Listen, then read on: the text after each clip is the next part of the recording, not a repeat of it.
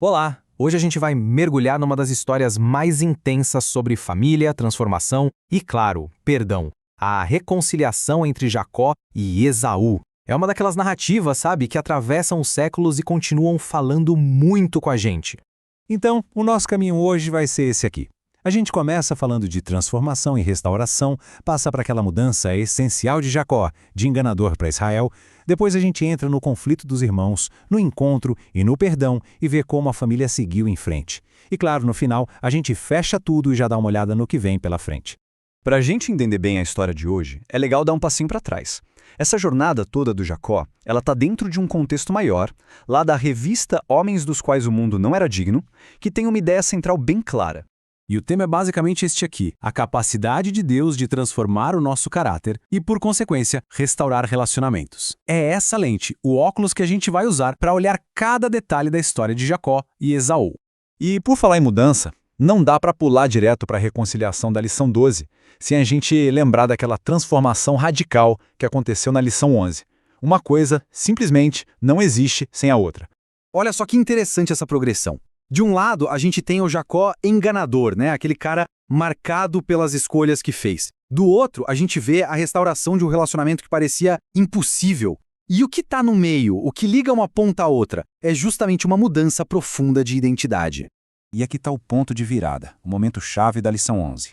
Depois daquela luta no Val de Jaboque, o homem que era definido pelo engano Jacó ganha um nome novo, Israel, ou seja, aquele que luta com Deus.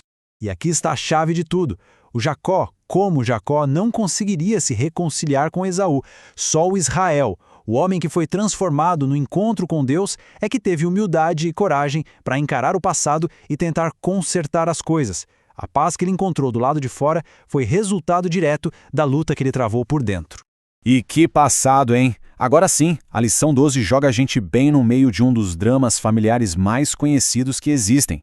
Estamos falando de um rancor de mais de 20 anos, construído tijolo por tijolo com engano e muita mágoa. Dá uma olhada nessa linha do tempo. A coisa já começou tensa, desde o ventre. Depois, na juventude, Esaú vende o direito de primogenitura por um prato de lentilhas. O estopim foi quando Jacó roubou a bênção do pai. Aí não teve jeito. Fuga, ameaça de morte e 20 longos anos de silêncio e distância. E aí fica essa pergunta, né? Pensa bem, depois de uma vida inteira de trapaça, como é que Jacó ia conseguir encarar o irmão que ele tanto enganou? Imagina a cena. Ele sabe que Esaú está vindo com 400 homens. O medo devia ser gigantesco. O que será que ele estava esperando? E então, a gente chega na hora da verdade. O clímax da lição 12. Jacó, que agora é Israel, se prepara para o pior cenário possível. Só que o que acontece em seguida é algo que ninguém, muito menos ele, podia imaginar. Olha só a preparação dele, que calculada, nada de arrogância. Primeiro, a estratégia. Ele divide todo mundo, família, rebanhos, em grupos. Depois, ele manda presentes na frente, muitos presentes, para tentar acalmar o irmão. E o mais importante de tudo, a humildade. Ele vai na frente e se curva até o chão 7 vezes. E aqui, o contraste é brutal. A expectativa de Jacó era de ira, e o que ele recebeu foi um abraço. Ele esperava vingança, e o que ele encontrou foi um beijo. Ele se preparou para morrer, e o que aconteceu foi choro, mas de reencontro. A realidade foi infinitamente melhor do que o medo dele pintava. Esse é o texto áureo da nossa lição 12, e é uma cena poderosa. Pensa bem, com um único gesto, Esaú simplesmente apaga 20 anos de amargura. A graça foi maior que a ofensa. O perdão venceu o rancor. É um momento de restauração pura.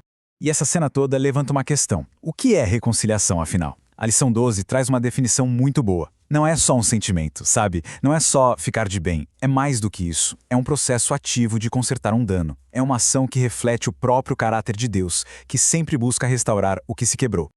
Ok, o reencontro foi lindo, mas e depois? O que acontece depois de um momento tão forte como esse? A história não termina com eles virando melhores amigos e indo morar juntos. O que vem a seguir ensina uma lição bem madura, e talvez até surpreendente, sobre como o perdão funciona na prática. E a lição é essa. Perdoar é, acima de tudo, seguir em frente. Isso não significa necessariamente seguir em frente juntos. A lição 12 mostra que o perdão de verdade não obriga a gente a voltar para o status quo. A reconciliação tira o veneno da história e aí cada um pode seguir seu rumo, em paz. E foi exatamente isso que aconteceu. Depois do encontro, eles se separam, mas em paz. Esaú volta para a casa dele, em Sair, Jacó segue o caminho dele para Sucote. Cada um vai viver o seu propósito. A ameaça, o ódio, tudo isso acabou. O relacionamento foi curado e isso permitiu que cada um começasse um novo capítulo. Então, chegando ao final da nossa análise da lição 12, fica uma mensagem muito forte, né? A mensagem de que a restauração é possível, não importa o tamanho do problema que causou a separação. E essa é a verdade prática que a gente pode guardar. A história desses dois irmãos é a prova de que, quando existe transformação por dentro e humildade por fora, até os relacionamentos mais quebrados podem sim encontrar um caminho de paz.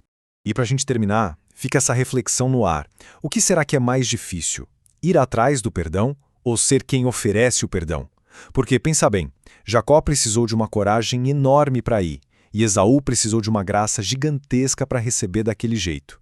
Qual desses dois lados é o mais desafiador na nossa vida? Bom, é isso por hoje. Mas fiquem ligados, porque na próxima lição, a lição 13, a gente vai ver como essa reconciliação não foi só uma história de família. Ela foi, na verdade, uma peça-chave para construir o legado de fé de uma nação inteira. A gente se vê lá.